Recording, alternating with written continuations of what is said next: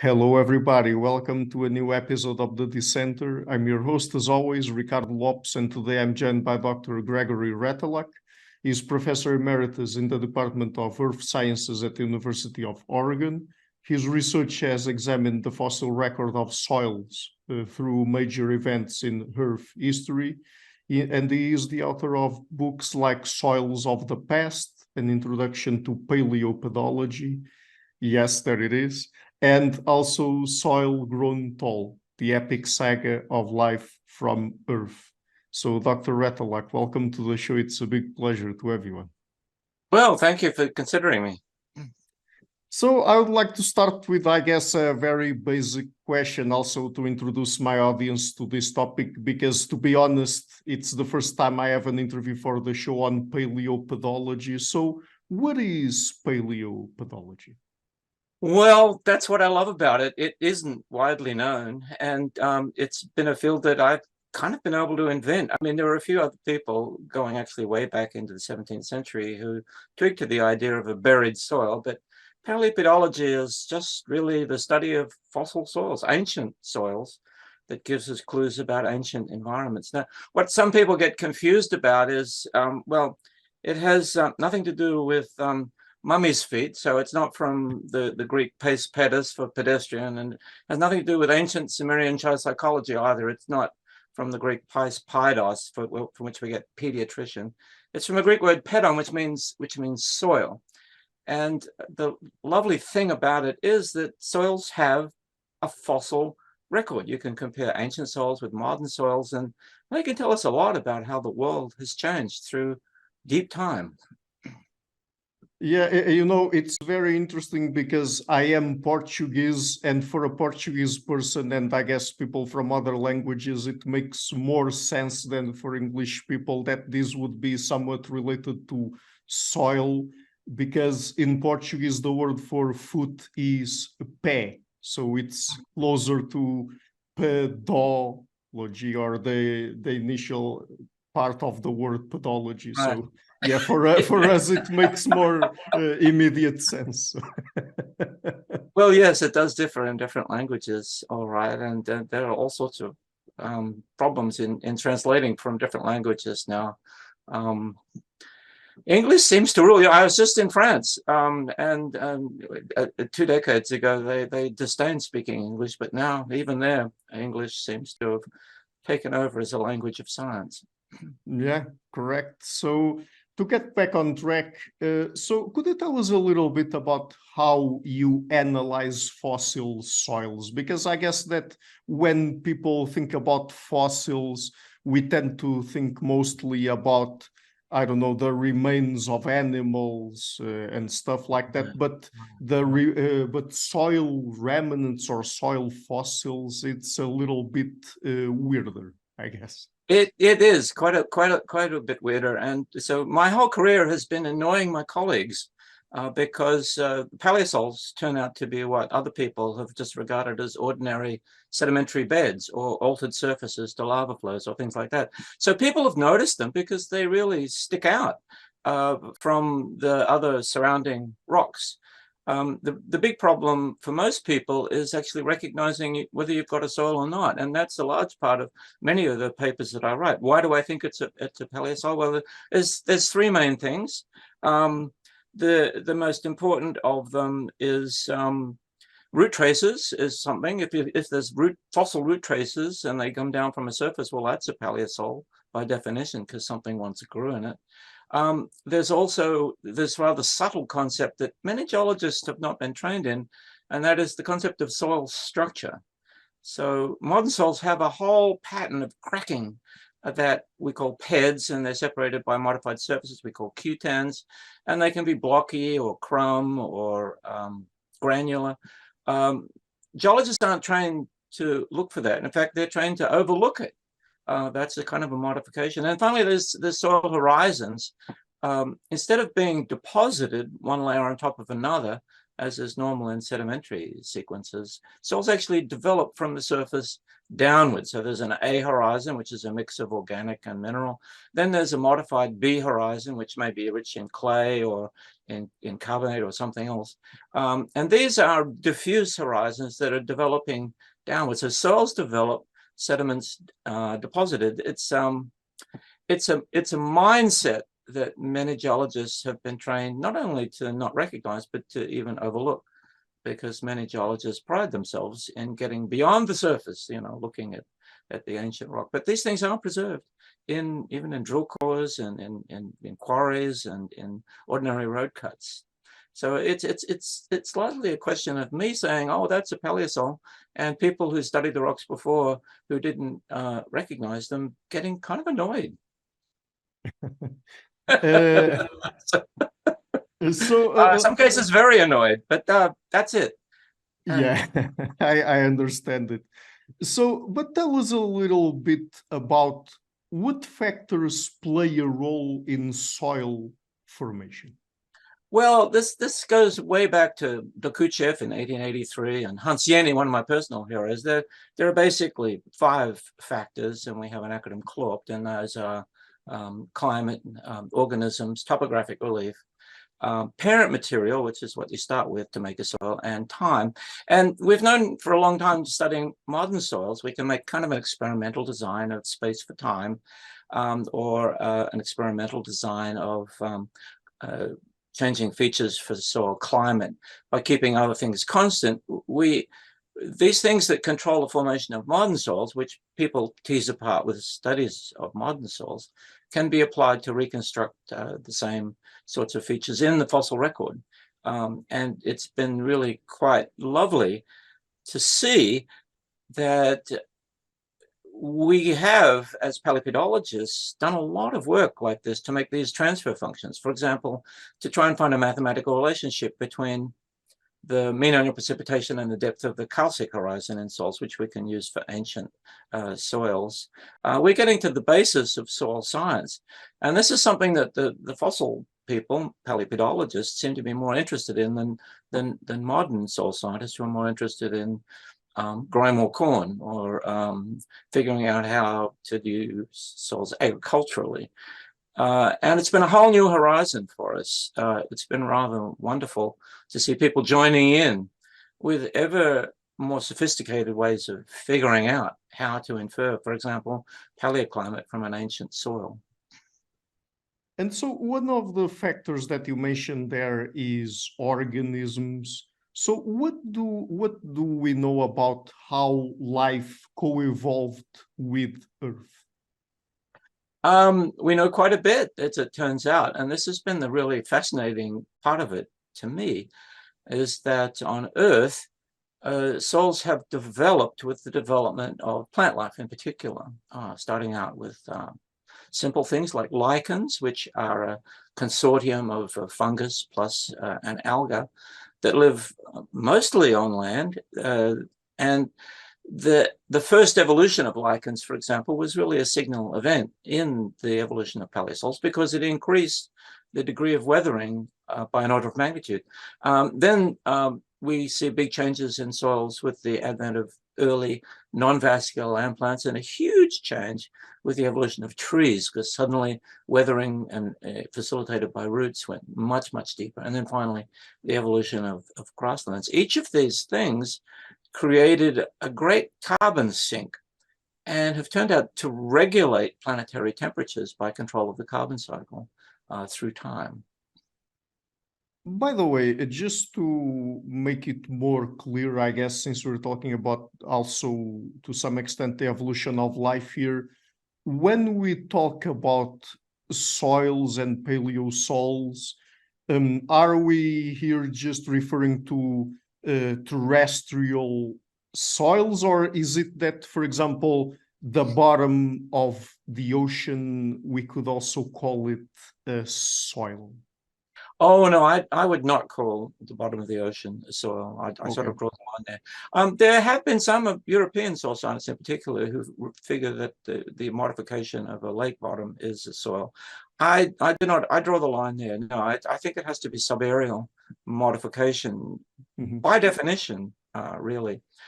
And that view has been really reinforced when you consider detailed studies of paleosols. We do it by looking at modifications in mineral content and in chemical content down from the ancient surface. We can see that on land, we get a depletion of calcium, magnesium, potassium, and sodium from the surface down. In the bottom of the ocean, it's just the reverse. We see an enrichment of those things because the so-called submarine weathering, which I think is better called hemerolysis, a more technical term, is kind of the opposite of soil formation. And it's the soil formation that's of more interest because after all, we live on land, and we want to see how that's changed through time, and how the evolution of plants can save us. One of the wonderful things about my work recently is that there is a growing movement of carbon farming. And many modern farmers have looked at the fossil record, for example, of the evolution of grasslands, which are the basis for agricultural systems, and are using these carbon farming techniques to build soil carbon. It's the only bright light, really, that I know of in the idea of the greenhouse effect out there to destroy us, because it's a cheap way of putting carbon back in the ground where it belongs.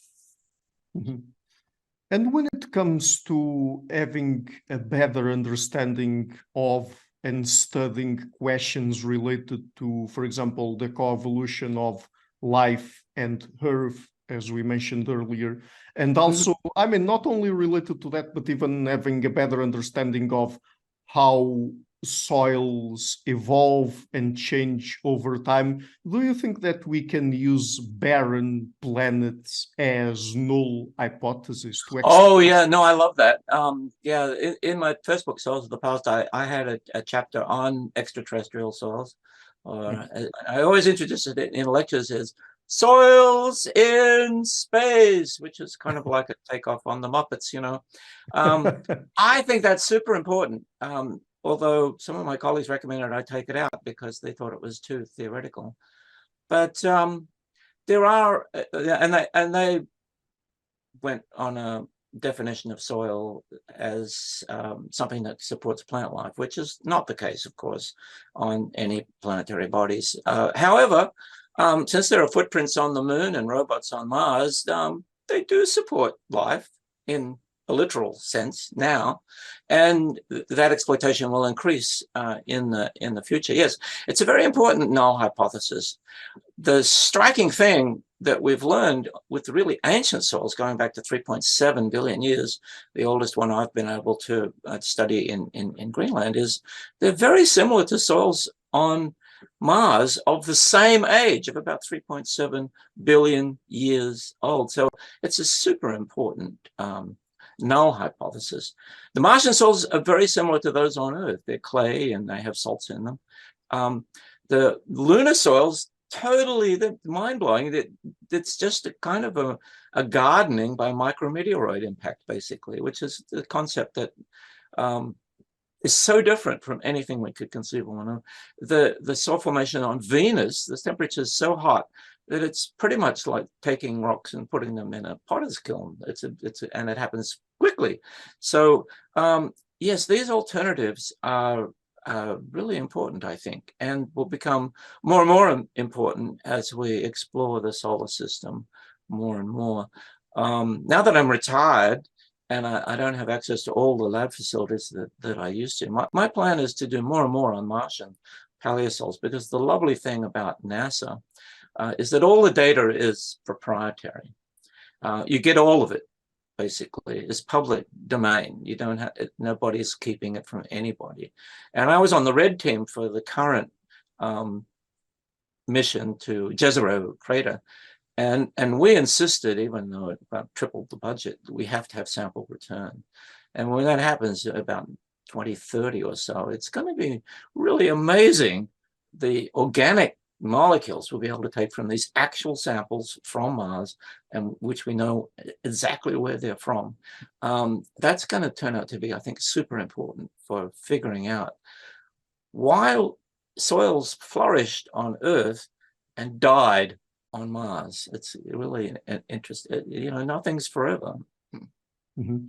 But for example, when it comes to studying, I don't know, biomarkers, for example, that we might find in the soils of Mars, isn't there at least some risk of contamination? Of course, nobody yet, Yes. no human yet has stepped foot on Mars itself, but still through the sorts of technologies they send out there, is there that risk or not?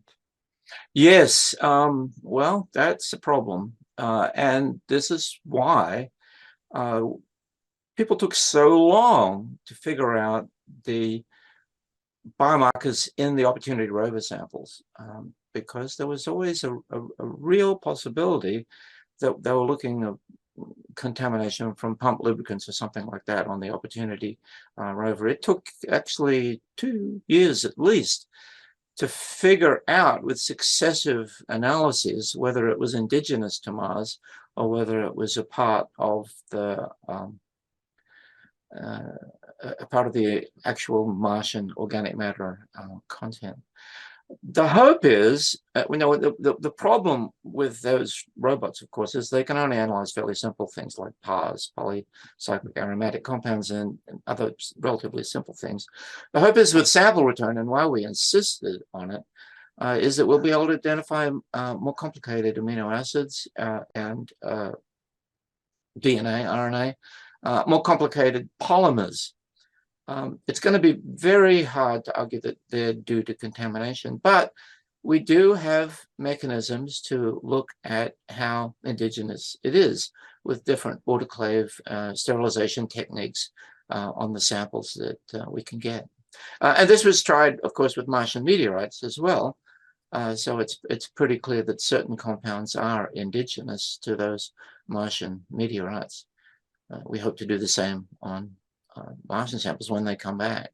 I am not the person to do that. I'm not really an organic chemist, but we have some crackerjack people who know how to do all of this sort of thing. And I think it's going to be very illuminating. Mm-hmm. And maybe it'll show there'll be nothing, maybe it'll turn out Mars is actually sterile as it appears. Or maybe it'll show that for certain ages we have a strong signal, and for other ages, and we're now getting paleosols ranging in age from about 3.7 to about 2.7 billion years, maybe we'll document the dying out of life on Mars. By the way, how far back in Earth's history can we go and analyze the paleosols? I mean, what are the oldest paleosols analyzed to date? Oh, the oldest complete profiles that I've been able to analyze are 3.7 billion years old. They're from Greenland.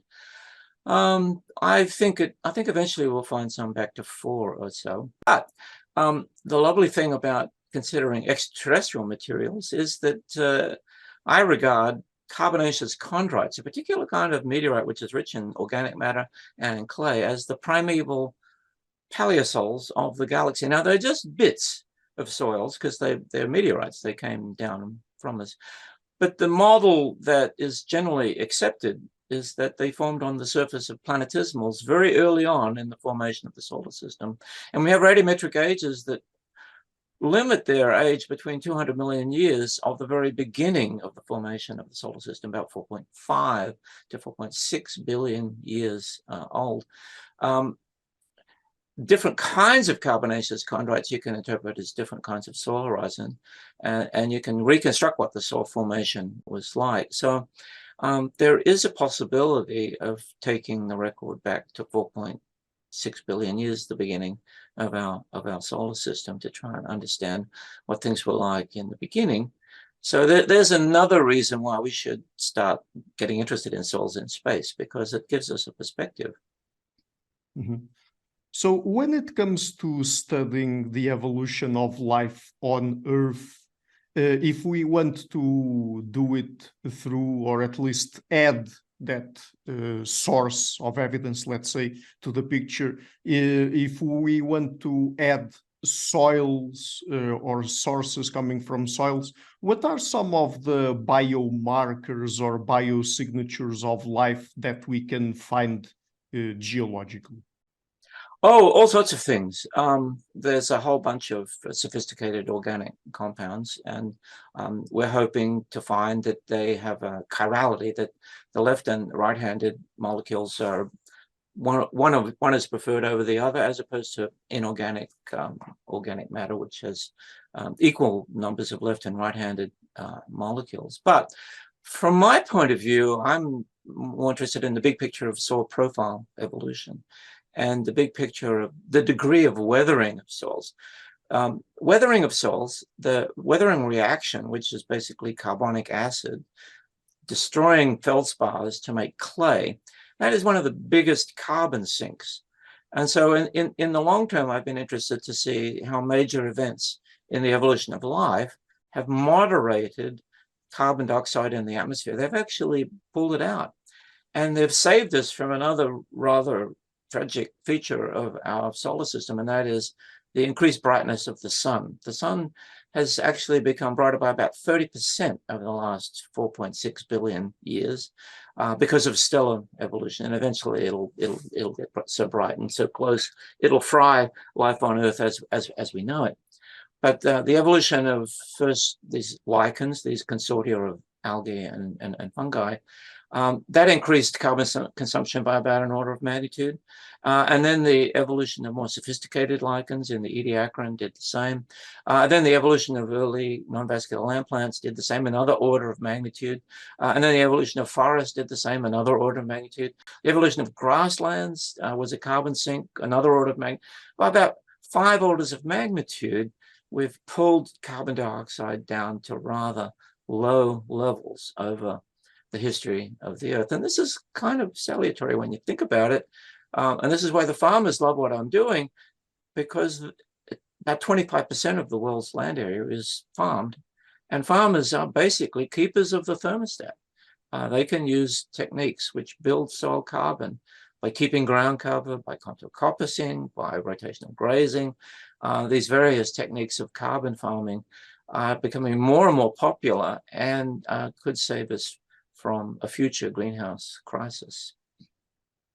So when it comes to the evolution of life on Earth, of course, the plant kingdom is very much intimately tied to the soil. What are some of the most significant moments in plant evolution that we can study through paleontology? Oh, yeah. So the major events in the evolution of life and soil, particularly plant life, are the ice ages. It's been kind of interesting that Earth has flirted with ice ages, including some really serious ones. One of the first ice ages was around about 2.4 billion years ago, and that was caused by the chilling effect of carbon sequestration, increased weathering, and also carbon that went into the first primitive kinds of lichens, which are what we call endocyanotic lichens, like a thing called geosiphon. Then again, another ice age, the one that's called snowball Earth, was another kind of a lichen, more like modern lichens in being ectosymbiotic. It created snowball Earth when the Earth was really as cold as it ever got, but not quite. I've still been able to find some paleosols with cracks and sand wedges and stone stripes like you'd find in the dry valleys of Antarctica and tropical regions. So that had a chilling effect. Another ice age was in the late Ordovician, about 440 million years ago. That was associated with the evolution of non-vascular land plants. And then the big ice age of the Carboniferous and Permian was caused by the evolution of trees. And my case, which has been taken to heart by farmers especially, is that the reason why we had an ice age in the last 2 million years is because of the rise of grassland ecosystems, of grasses and grazers acting in concert to put the carbon underground. Mhm. So we've been talking a lot about life and the coevolution of life and soils on Earth. I would like to ask you now, are paleosols something that we can also use to study climate change over the course of Earth's history? Oh, absolutely, absolutely. Yes, we can get all the climate factors from different features of soils. Precipitation, for example, we can get that from the depth to carbonate in soils. We can get it from chemical changes in soils. Seasonality, we can get from the spread of carbonate nodules in soils. We can also calculate from soil stable isotopic data the amount of carbon dioxide in the atmosphere, which is very, very interesting. And for my next trick, I'm planning on using the carbon isotopic measurements of paleosols to get a global mean paleotemperature going back 3.7 billion years. That's because we know that carbon dioxide is mixed in the air on a scale of decades, basically. The problem with using paleosols for paleoclimate, of course, it's a local paleoclimate, so it's the amount of rain in a particular spot, and that can vary a lot. But if we have the carbon dioxide content of any paleosol on Earth, we know that that reflects the carbon dioxide content of the whole planet, and we have a fixed relationship between carbon dioxide of the whole planet and the temperature of the whole planet. So this is going to give us an interesting baseline on evolution through time. And we're very concerned about that, of course. I mean, I just read yesterday that the ocean temperature in Florida hit 101 degrees Fahrenheit, which is unprecedented. Yeah. And it's going to get hotter and hotter. Understanding these things in deep time is going to be an important baseline. So, since you're mentioning that the study of ancient climate change through paleosols can also inform us about what we are experiencing now. Yes, exactly. The interesting thing about many of the big mass extinctions, for example, is that they occurred at a time of dramatic increase in carbon dioxide. Now, it's fashionable to say that in deep time, we don't have good records of the time of these massive carbon dioxide increases, but that's just not true.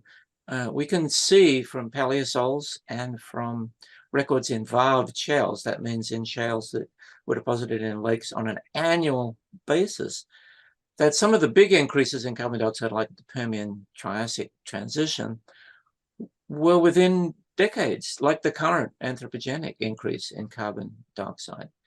And interestingly, what happened in those examples is that really strongly carbon-consuming ecosystems spread, like tropical soils spread from the equator closer to the poles, even into fairly high latitudes, and grasslands spread into deserts. These were able to pull down carbon dioxide over timescales of about 1 million years or less. So the timescales are actually comparable. And we're starting to get the means now, particularly with supercomputers, of modeling that carbon sequestration and considering how we can emulate that for future. Mm-hmm. So I asked you about climate change. What about paleoenvironments? Can we get a better picture of what particular environments on Earth might have looked like in the past by studying paleosols? Oh, yeah. The interesting thing about sequences of paleosols is that we often get a very similar pattern from one set of rocks to another. It usually, in a sequence deposited by rivers, for example, there are usually weakly developed soils that are associated with paleochannels, which represent the ancient streams. And then there's some moderately developed paleosols that represent levees. And then there's some well-developed ones that represent floodplains.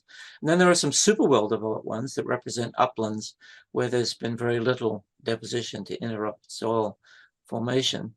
Those patterns have changed through time. And the behavior of rivers has changed through time. So we went from braided streams with multiple river courses to streams that had a more meandering pattern.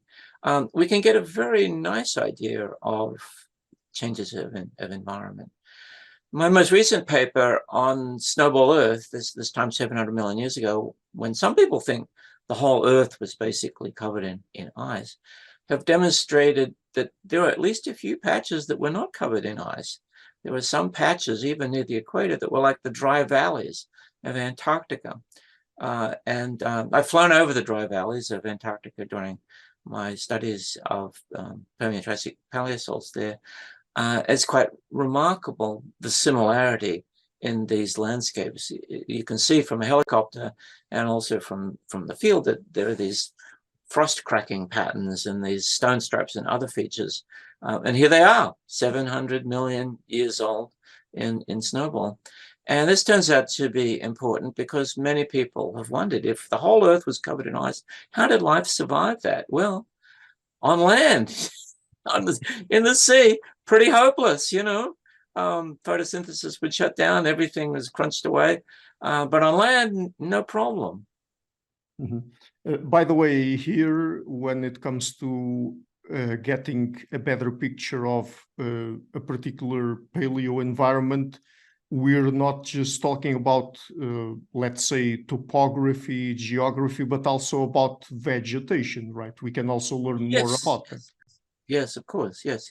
We can see patterns in the vegetation from the weakly developed soils that commonly actually preserve fossil leaves and other things, and they form a sort of early successional kind of vegetation through to the full successional forest that's on the floodplain. And we can find really nice examples of modern environments that are similar to those in the past. Modern, what I like to call soilscapes that are similar to those in the past. Yeah, for me, it's kind of mind expanding to take a view of the Earth from a sort of a worm's eye view from soils. It was kind of amazing to me when I discovered soils. I started out as a paleobotanist, so vegetation and the different kinds of plants in the past are still of great interest to me. But I soon discovered that not only can you travel with an eye to botany and learn about ecology and ecological succession and ecological dissemination, you can also travel with an eye for soil, for soil fertility, for the different soil types in a particular region. This is a view that soil scientists have cultivated for many years, but I think paleopedology really brings it into focus why you would want to think about things in that way. So let me just ask you about one last topic, and I guess that the audience will be very interested in hearing about this. So you've also done work on the effects of soil on the taste of wine. So could you tell us about that? Absolutely. No. I think the best way of explaining this is with a song. Willamette Valley wine from Pinot Noir vine derive some taste below. When pH of the wine is high, so pH was low. The less acidic wine will spoil given time, but fruit forward is so sublime. In contrast are the grapes well fed with acid edge. When the vines are stressed, they seem to be impressed to do their very best to foster every mammal's need to scatter seed. Oh my God, I have to tell you that this is a first on the shows. Good. I actually wrote the lyrics to that driving through Casablanca in search of Rick's bar. But what I started this idea of looking at wine terroir with my wife, and we did what we went where everyone went before, and took a wine tour of the Willamette Valley, which is our local viticultural area. And here I am, you know, sort of balding, white-haired, and with a notebook. Yeah, I have these field notebooks, you know, taking notes while I'm drinking wine. And of course, the vintners thought, oh, this is someone, you know, we'll give him more. And we ended up getting such a hangover. I decided that was not the way to do it. But what I discovered when I inquired of the vintners was that these days they all have a wine sheet. So for every wine that they produce, they give you where it came from, or they tell you whether it's blended. I threw all those out. But in many cases, they give you the grape and they give you an exact location, and we can correlate that with the individual soil type. And what I found was that there was an inverse relationship between soil pH and wine pH, which is a very important part of the taste of wine. If it's really acidic, it has an astringency. If it's less acidic, and we're talking about a range from 3 to 4 or so, which is all on the acid side, then you can have more of a bouquet. You can have more of a fruity flavor, but it doesn't last as long because it doesn't preserve so well. So after all this criticism of the soils not coming through to terroir, we actually found something which was statistically robust. Now, that's not to say that the highly acidic soils, which give the most interesting wines, because from the grape's point of view, the nutrients are so low that it wants to get out of there. And so it's making grapes that are going to be dispersed, that are more tempting, more delicious. That's not to say that it's always, those are always the most esteemed vintages by wine connoisseurs. So we also ran a correlation between the ones that are most highly ranked and the amount of rainfall in October, which is the time of ripening of the grapes. And we found that if there was no rain in October, those were the best wines by far. So it's not as if pH is the only thing, the really esteemed ones. But I was just in France, last week, and looking at Beaujolais, which is a wine district that upholds this tradition quite well. In the Loire Valley, we have Pinot Noirs that are like those of Burgundy, but Beaujolais is a wine that grows on granitic soils that are super low in nutrients, and I think it's because there's this paleosol on the granites that just really sucked out the nutrients for them. And the Beaujolais wines are best and most fruity and most interesting early on, the Beaujolais Nouveau. And they demonstrate that when the vines are stressed, they seem to be impressed to really develop an interesting flavor spectrum. But they don't last, of course. You can't put them down for a long time. They're acidic enough that bacterial infection and oxidation will eventually destroy them. Mm-hmm. And I would imagine that in this particular case, we are talking about the effects of soil on grapes that are used to produce wine, but this would also apply to other aspects of agriculture, correct? Oh, yes. Well, the French concept of terroir extends to virtually everything. Cheeses, fruits, preserves, pickles, all sorts of things. Yes, and yes, indeed. The idea in Italy also, not only wine, but cheese, prosciutto, preserved meats. These are all linked to particular kinds of soils, and it's really kind of wonderful to explore those different tastes and how they relate to particular regions. I think wine, cheese, and preserved meat tourism is going to be really a big thing as people become a lot more sophisticated about food and shy away from mass production, the sort of Velveeta culture that America has foisted upon the world. Yeah. When I introduced the question about the taste of wine, I was laughing a little bit because also, as you probably are aware, here in Portugal, we have one of the most famous wines in the world, the Porto wine. So absolutely, yes.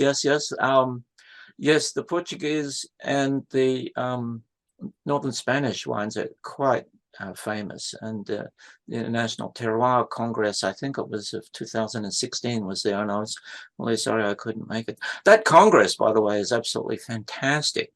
I presented my work and sang my song when it was in Linfield, which is here in Oregon, and it was a 4-day meeting, and we all lived together in dorms. All the food was prepared for us, and we had wine pairing lunch. And then after a morning of sessions, we all hopped on a bus and went to a vineyard and looked at soil profiles. And then we had a wine pairing dinner, of course, with often a live band and dancing. I'd love to take my wife to another one of those. It was such a blast. Oh yeah, Quite different from most scientific conferences I've been to. Yeah, the Douro region here in Porto, where you find the best grapes, the best vineyards, is really beautiful. So yes. The other aspect of terroir that the French emphasize, and I think is really important, is the thousands of years of viticultural experience in those regions. It goes back at least to Roman times. I was in Lyon last week, and I learned that the Gauls of Lyon, which was the Lugdunum, the capital of Roman Gaul, they were so keen on the first Italian wines that came through and they had no means to buy it except to sell slaves. I mean, whoa, that is a pretty serious investment in wine. And of course, they quickly learned how to make it themselves. And the same was true for Hispania, which was then a part of the Roman Empire. Once they got a taste for Italian wines, and then they found their own grape varieties that worked best for them, it was all over. And although modern grape techniques, like even the Willamette wines, have won awards in French competitions, even though modern techniques have improved dramatically, that expertise, which goes back thousands of years, is no small part of the terroir effect. Yeah, I mean, definitely wine is one of the biggest aspects of Portuguese culinary culture. So that's true. No, your tradition of tapas is taking over the world as well. Well, that's more from Spain. Is it? Oh, okay. Tapas is more from Spain, although we also have them here, but it's more from a Spanish origin. So. Yes, I have friends in Portugal who've really become addicted to tapas with wine.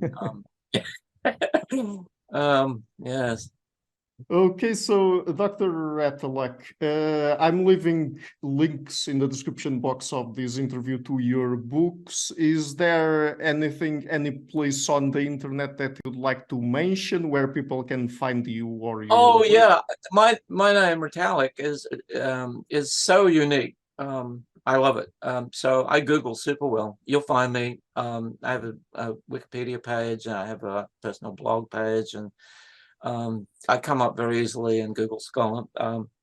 If you have the name, the rest will follow in this connected Google world. Okay, so thank you so much for taking the time to come on the show, and it's been really fun to talk to you. Yes, fantastic. Well done. Thank you. Hi guys, thank you for watching this interview until the end. If you liked it, please do not forget to like it, share, comment, and subscribe. And if you like more generally what I'm doing, please consider supporting the show on Patreon or PayPal. You have all of the links in the description of this interview. This show is brought to you by Enlights Learning and Development Done Differently. Check their website at enlights.com. I would also like to give a huge thank you to my main patrons and PayPal supporters: Per Erga Larsen, Jerry Muller, Hans Fredrik Sunda, Bernardo Seixas, Olaf Alec, Jonathan Visser, Adam Kessel, Matthew Whittingbird, Arno Wolf, Tim Hollis, Henrik Alenia, John Connors, Philip Forrest Connolly, Robert Windager, Rui Inácio, Zup, Marco Neves, Colin Holbrook, Simon Columbus, Phil Kavanagh, Michael Stormir, Samuel Andreev, Francis Ford, Tiago Dunes, Alexander Dunbauer, Fergal Cusson, Hal Herzog, Nuno Machado, Jonathan Librant, João Linhares, Stanton T, Samuel Correa, Eric Hines, Mark Smith, João Meira, Tom Hummel, Sardus France, David Sloan Wilson, Yacila Dez Araújo, Romain Roach, Diego Londonho Correa, Yannick Punter, Adana Rusmani, Charlotte Bliss, Nicole Barbaro, Adam Hunt, Pavlo Stazewski, Nelek Bach, Guy Madison, Gary G. Hallman, Sam Afzal, Adrian Yegi, Nick Golden, Paulo Tolentino, João Barbosa, Julian Price, Edward Hall, Edin Bronner, Douglas Fry, Franca Bortolotti, Gabriel Panos Cortez, Ursula Litska, Scott, Zachary Fish, Tim Duffy, Sonny Smith, John Wiseman, Morten Eikeland, Daniel Friedman, William Buckner, Paul George Arnaud, Luke Loaki, Georgios Theophanos, Chris Williamson, Peter Olsen, David Williams, Diogo Costa, Anton Erickson, Charles Murray, Alex Shaw, Amaury Martinez, Coralie Chevalier, Bangalore Atheists, Larry Dealey Jr., Holt Ericbud, Sterry, Michael Bailey, Dan Sperber, Robert Gressis, Tom Roth, the RPMD, Igor N., Jeff McMahon, Jake Zool, Barnabas Radix, Mark Campbell, Richard Bowen, Thomas Dobner, Luke Nissen, Chris Story, Manuel Oliveira, Kimberly Johnson, and Benjamin Galbart. A special thanks to my producers, Cesar Webb, Jim Frank, Lucas Stafiniak, Tom Vanagdam, Bernard Hugni, Curtis Dixon, Benedict Mueller, Vega Guidi, Thomas Trumbull, Catherine and Patrick Tobin, John Carlo Montenegro, Robert Lewis, and Alni Ortiz, and to my executive producers, Matthew Lavender, Sergio Quadrian, and Bogdan Kanivets. Thank you for all.